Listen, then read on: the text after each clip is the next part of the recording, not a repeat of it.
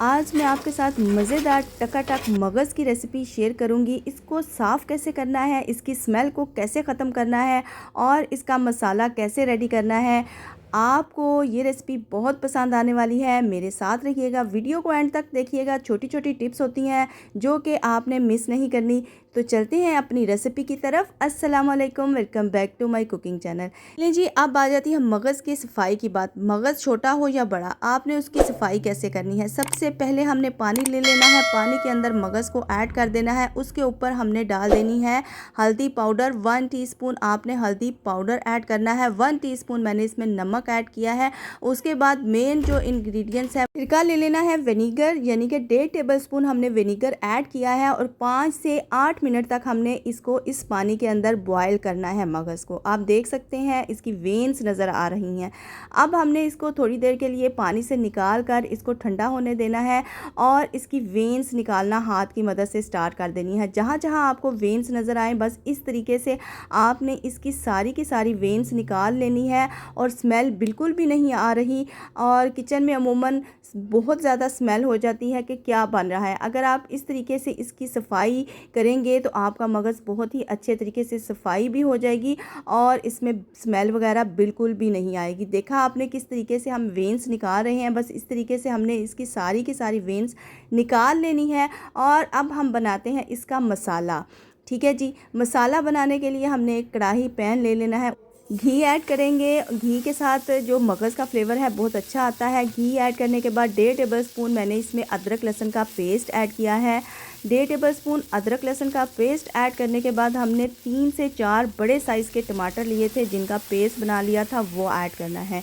वो ऐड करने के बाद हमने मिक्स करने के बाद यहाँ पे मसाले ऐड करने हैं। यहाँ पे हम ऐड कर रहे हैं 1 टेबलस्पून रेड मिर्च पाउडर ऐड कर रहे हैं। 1.5 टेबलस्पून कुटा हुआ धनिया ऐड किया है। 1.5 टेबलस्पून ही मैंने कुटा हुआ ज़ीरा ऐड किया है। दोनों चीज़ों को आपने क्रश कर लेना है। उसके बाद नमक जो है आपने हस्बे ज़रूरत ऐड करना है। नमक ऐड करने के बाद हमने हल्दी पाउडर, हाफ़ टी स्पून हल्दी पाउडर ऐड करना है। अच्छे तरीके से इन सभी मसालों को मिक्स करेंगे। और इसमें प्याज ऐड करने की ज़रूरत नहीं। प्याज अगर आप ऐड कर देंगे तो आपका मगज़ का जो फ्लेवर है वो थोड़ा मीठा मीठा सा हो जाएगा।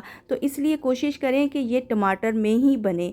आप थोड़ा सा पानी ऐड करेंगे। पानी ऐड करने के बाद हमने इसको स्टीम पे रखना है ताकि ये मसाला जो है ना, इसकी भुनाई वो सबसे मेन पॉइंट होता है। अगर आपके मसाले की भुनाई बहुत अच्छे तरीके से हो गई है तो आपका खाना बहुत ही ज़बरदस्त और मज़ेदार लाजवाब बनेगा। यहाँ पे हमने अच्छे तरीके से इसकी भुनाई करनी है। 3 से 4 मिनट तक हमने दोबारा से इसको कुक करना है मसाले को। उसके बाद हमने मगज़ को ऐड कर देना है। आप देख सकते हैं मगज़ को इसी तरीके से मैंने इस मसाले के ऊपर डाल दिया है। अब हम इसकी कटिंग करेंगे और आपने किसी भी टूल के साथ इसकी हल्की हल्की सी कटिंग करनी है। बहुत ज़्यादा कटिंग नहीं करनी, बहुत ज़्यादा मैश नहीं करना।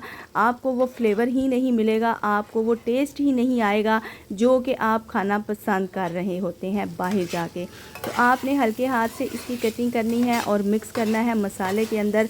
और मिक्स करने के बाद हमने इसको तकरीबन 2 से 3 मिनट के लिए स्टीम पे रखना है। जैसे ही 2 से 3 मिनट गुजर जाएं तो आपका लाजवाब मज़ेदार जो है ना मगज़ रेडी हो जाएगा बग़ैर स्मेल के। और इसका टेस्ट आपको इतना मज़े का लगेगा कि आपने बार बार यही रेसिपी को बनाना है। और आपने देखा कि बहुत ही कम इंग्रेडिएंट्स के साथ हमने इसको रेडी किया है। यहाँ पे हमने डाल दिया है हरा धनिया, अदरक और हरी मिर्च का फ्लेवर। ये सारी की सारी जो खुशबू वाली चीज़ें होती हैं हम लास्ट में जब चूल्हे को बंद कर देते हैं तब ही इसमें ऐड किया करें ताकि इसका फ्लेवर जो है बरकरार रहे। गरम मसाला लास्ट में ऐड करेंगे और आपको फाइनल लुक दिखाएंगे, डिश आउट करेंगे। और माशाल्लाह से आप देख सकते हैं कैसे दानेदार मगज़ की रेसिपी आपके साथ शेयर की है। होपफुली आपने इंजॉय किया होगा। तो मिलते हैं नेक्स्ट रेसिपी के साथ। दुआ में याद रखें। अल्लाह हाफिज़।